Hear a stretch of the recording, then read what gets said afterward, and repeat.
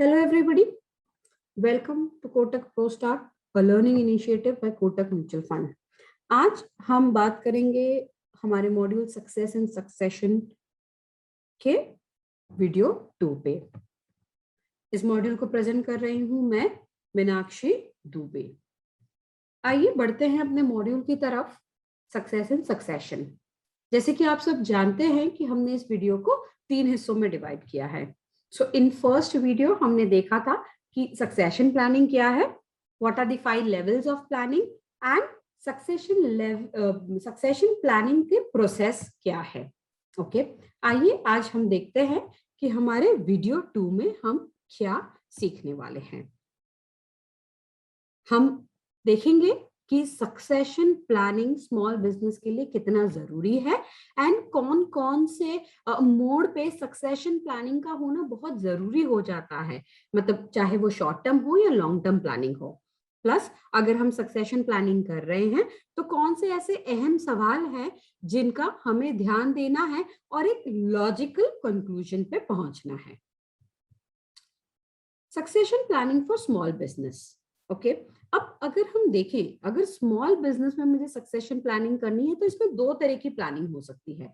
एक है emergency succession planning और दूसरी है लॉन्ग टर्म सक्सेशन प्लानिंग। अब अगर मैं बात करूं इमरजेंसी सक्सेशन प्लानिंग की, तो ये तब की जाएगी इन केस अगर मेरा कोई जो की लीडर है उन्हें मुझे रिप्लेस करना पड़े, तब मुझे इमरजेंसी सक्सेशन प्लानिंग की जरूरत है। अब अगर मैं कहूँ रिप्लेस करना पड़े तो इसकी ये अलग अलग सिचुएशन में हो सकती है। अगर की लीडर की डेथ हो गई, ठीक है, या कोई कोई ऐसी बीमारी हो गई जिसके बाद वो ऑपरेटिव नहीं है, ठीक है, उसके बाद वो काम नहीं कर सकते, इन दैट केस मुझे रिप्लेसमेंट देखना पड़ेगा। या तो एक और सिनेरियो ऐसा आ सकता है जहां पे मेरे जो की लीडर है वो ना कि ओनर है but he is an employee of the organisation and उन्हें शायद एक्सटर्नल या बाहर मार्केट में काफी अच्छी अपॉर्चुनिटी मिली हो, राइट। इन सिचुएशंस में मुझे इमरजेंसी प्लानिंग करने की जरूरत है। एंड अगर मैं बात करूं लॉन्ग टर्म प्लानिंग की, तो लॉन्ग टर्म प्लानिंग मुझे तब है जब मैं एंटिसिपेट कर रही हूँ लीडरशिप में चेंज।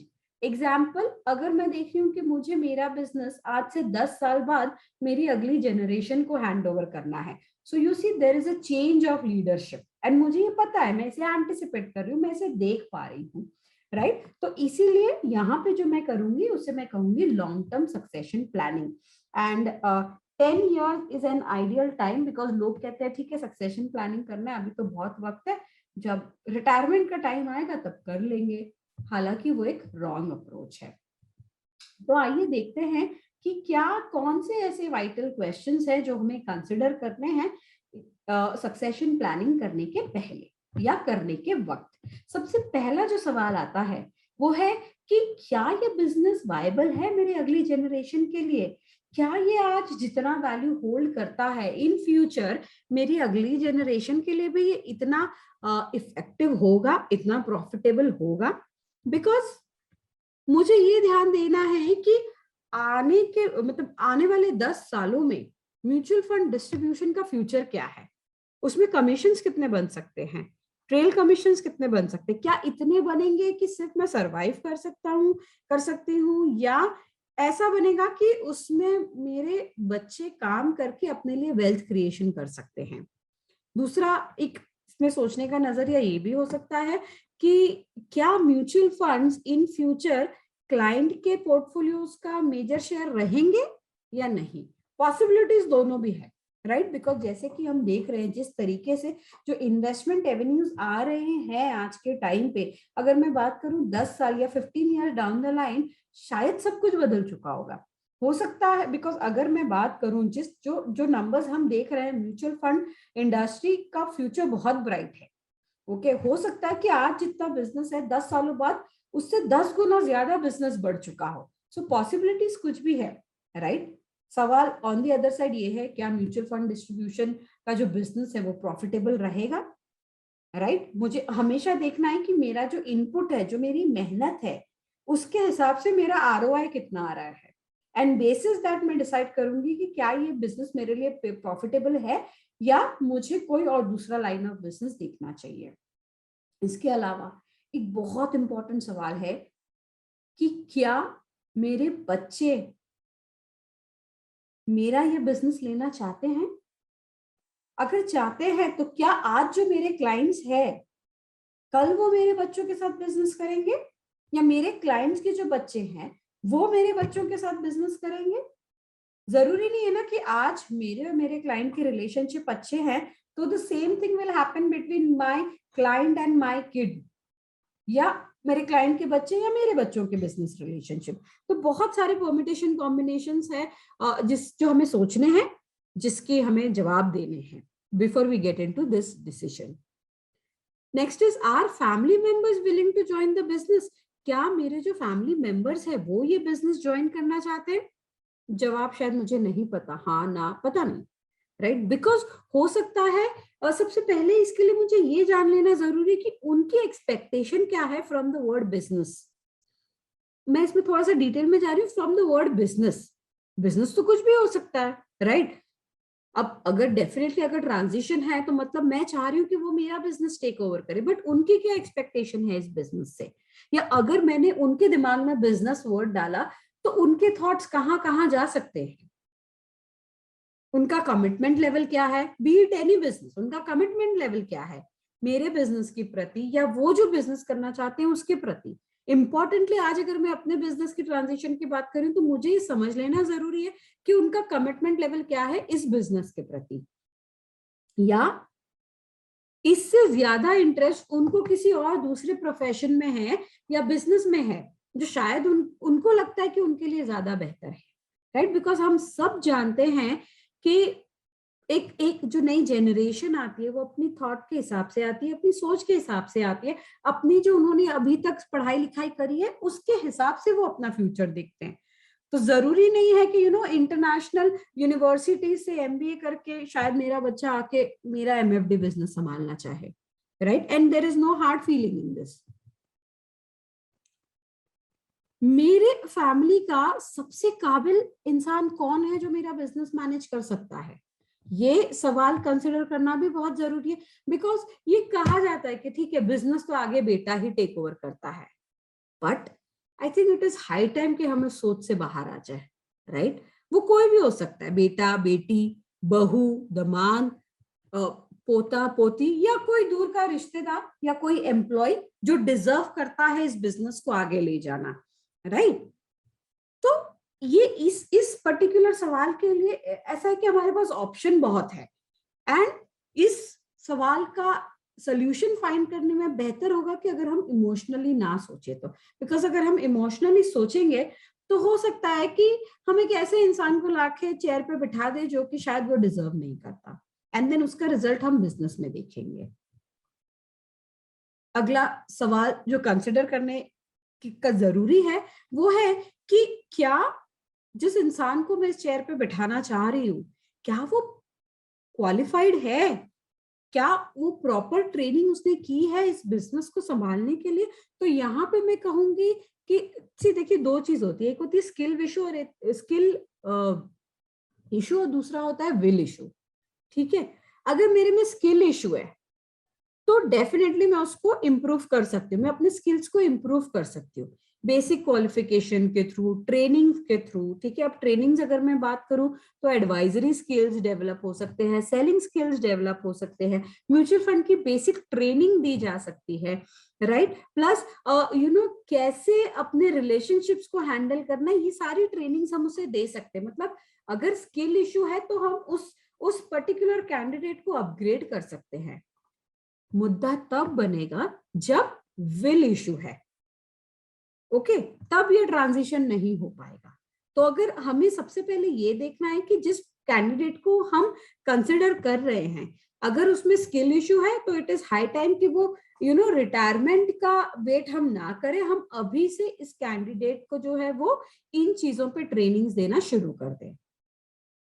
प्रोफेशनल क्वालिफिकेशन क्या इनकी मदद करेंगे यहाँ पे? तो आंसर इज यस। अगर हम प्रोफेशनल क्वालिफिकेशन की बात करें तो क्या क्या प्रोफेशनल क्वालिफिकेशंस हो सकती हैं?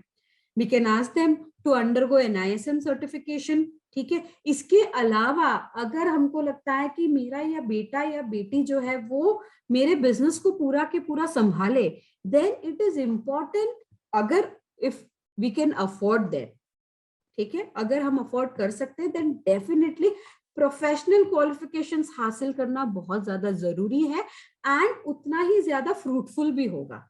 प्रोफेशनल क्वालिफिकेशन की मैं बात करूं तो सर्टिफाइड फाइनेंशियल प्लानर्स बन सकते हैं, CWM कर सकते हैं, CFA कर सकते हैं, और जरूरी नहीं है कि ये करने के बाद हमको कहीं जाके नौकरी करनी है। नो, एक एडवाइजर के पीछे ये सारे टैग्स होना itself will talk volume about the advisor। ये बताएगा कि वो कितनी डिटेल स्टडी करके आज इस प्रोफेशन में आए हैं, राइट। सो कहते हैं ना हम इंग्लिश में, इट स्पीक्स वॉल्यूम, राइट। ये सारी क्वालिफिकेशन अपने आप में वजन बढ़ाती है एंड लोगों का भरोसा बढ़ता है। ये भी ध्यान देना जरूरी है कि क्या स्पेसिफिक एक्सपीरियंस चाहिए उन्हें विथ रिस्पेक्ट टू स्किल्स और टेक्निकल, क्या कोई एक स्पेशल एक्सपीरियंस रिक्वायर्ड है? तो आंसर इज एक्सपीरियंस मिल सकता है, डेफिनेटली मिल सकता है, बट एक्सपीरियंस मिलने के लिए जरूरी है कि हम एक फॉर्मल ट्रेनिंग कर लें, equity market, debt market, fund analysis करना हम सीख लें, कंपनी के फंडामेंटल्स हम समझना सीख लें, मार्केट मूवमेंट समझ लें। ओके, ये सारी जो बेसिक चीजें हैं अगर हम समझ ले देन समझते समझते काम करते करते भी हमको इन सारी चीजों का एक्सपीरियंस आ जाता है। वेरी वेरी इंपॉर्टेंट, अगर हम चाहते हैं कि हमारे बच्चे आगे जाके हमारे बिजनेस को संभालें देन उन्हें क्रॉस ट्रेनिंग दिलानी बहुत जरूरी है। क्रॉस ट्रेनिंग मतलब उन्हें सिर्फ सेल्स पता नहीं होना चाहिए, उन्हें ऑपरेशंस भी पता होना चाहिए, उन्हें मैनेजमेंट भी पता होना चाहिए, उन्हें क्लाइंट मैनेजमेंट पता होना चाहिए, उन्हें एम्प्लॉय मैनेजमेंट पता होना चाहिए, क्राइसिस सिचुएशन को कैसे हैंडल करना है, ये सारी चीजें उन्हें पता चलनी चाहिए। And the best way to learn this is कि आपकी कंपनी में जो भी सीनियर है हमारे बच्चे उनके साथ काम करते रहे। This is something like on job training, class में बिठा के सीखना। सी आई टेल यू, CWM की डिग्री लेना अलग बात है, लेकिन ऑन जॉब ट्रेनिंग लेके इन्वेस्टर को कैसे हैंडल करना है, क्लाइंट्स को कैसे हैंडल करना है, प्रोसेस कैसे समझना है, ये सब दूसरी चीज है, ठीक है। It is as simple is that कि किताब में रेसिपी देखना अलग बात होती है एंड किचन में जाके बनाना अलग बात होती है, राइट। तो this is what I am talking here, right. And अगर ये करते हैं देन इससे इनका जो बेस है वो स्ट्रांग हो जाता है, बिकॉज वो समझते हैं right from the ground level कि हर चीज को किस तरीके से हैंडल किया जा सकता है। एंड ये समझ लेना बहुत जरूरी है। किसी भी बिजनेस को अगर हमें चलाना है तो हमको उसके बेस लेवल को समझना बहुत जरूरी है, बिकॉज बेस हमारा पिलर होता है, राइट। तो जितना स्ट्रांग हमारा बेस रहेगा उतनी ऊंची बिल्डिंग हम बना सकते हैं। आई होप मेरे ये एग्जाम्पल ने मेरा मैसेज बहुत क्लियर कर दिया है। अगला सवाल ये है कि क्या मुझे प्रोफेशनल्स की मदद लेनी चाहिए, चाहे वो इंटरनल हो या एक्सटर्नल हो, जो कि मेरा बिजनेस चला सके। अगर मैं प्रोफेशनल्स की मदद ले रही हूँ दैट मीन्स शायद ये भी हो सकता है कि शायद मेरी जो फैमिली है उसमें मुझे कोई इतना केपेबल नहीं लग रहा है कि मेरा बिजनेस संभाल सके। बट ये चीज कब आएगी, इसके लिए मुझे पहले ये चीज समझना है कि मेरे लिए क्या ज्यादा इंपॉर्टेंट है। क्या मेरे लिए मेरा बिजनेस ज्यादा इंपॉर्टेंट है या मेरे लिए मेरी फैमिली बेटर है?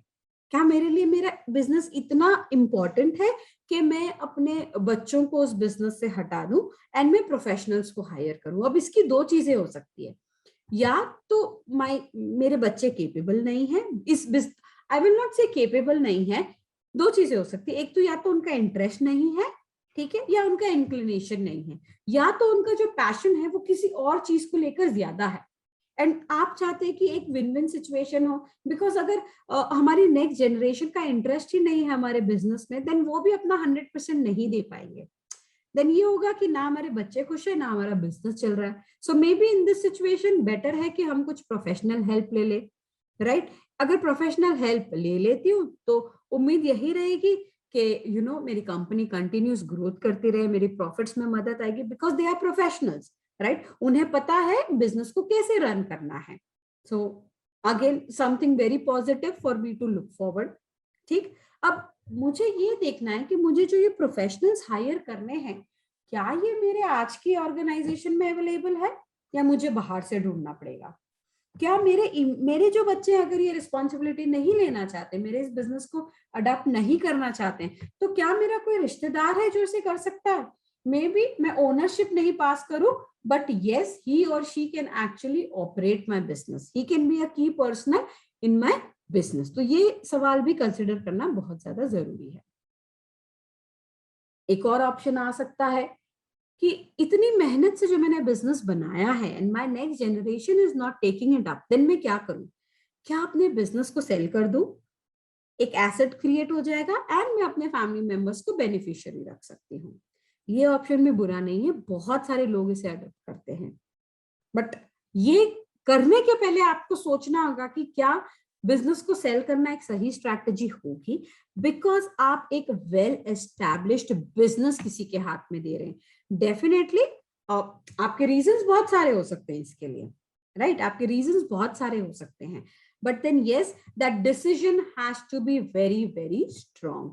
ओके, बिकॉज कई बार क्या होता है कि बिजनेस जब पीक पे होती है तब हम सोचते हैं कि क्या मुझे इसकी सही वैल्यूएशन मिल रही है, बिकॉज अब मेरे लिए डिफिकल्ट सिचुएशन है, बिजनेस पीक पे है. ओके, मैं बहुत ज्यादा सालों तक कंटिन्यू नहीं कर सकती हूँ, मेरी नेक्स्ट जनरेशन इसे लेने के लिए तैयार नहीं है, देन मैं क्या करूं? The best option is either I hire a professional, जहां पे थोड़ा सा रिस्क रहता है, या तो मुझे बेस्ट लगे कि ठीक है इसकी वैल्यूएशन निकालो या सेल इट ऑफ, जो भी पैसा वगैरह आएगा उसका I can do something else, इसका मैं एन्युटी क्रिएट कर लूं, या वो पैसे का मैं जो भी क्रिएट कर लूं अपने फैमिली मेंबर्स के लिए. ठीक है, तो ये बहुत ये सारे, तो आप देखोगे कि एक सवाल, एक चीज से जुड़े हुए एटलीस्ट हमारे पास 4-4 5-5 सवाल है, राइट? तो इसीलिए whenever we are sitting for a discussion, ये सारे पॉइंट्स को कंसिडर करना बहुत जरूरी है. आज हमने बात की अबाउट द वाइटल क्वेश्चंस. हमारे अगले वीडियो में हम बात करेंगे अबाउट द गाइडिंग प्रिंसिपल्स, जो कि जरूरी है एक सक्सेसफुल सक्सेशन प्लानिंग के लिए.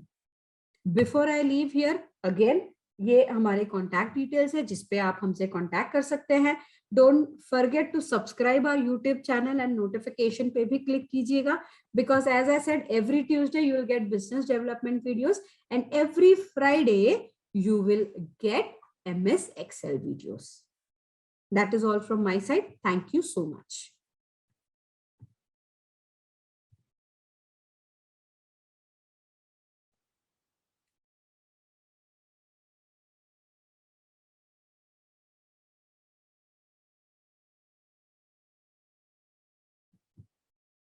Mutual fund investments are subject to market risks.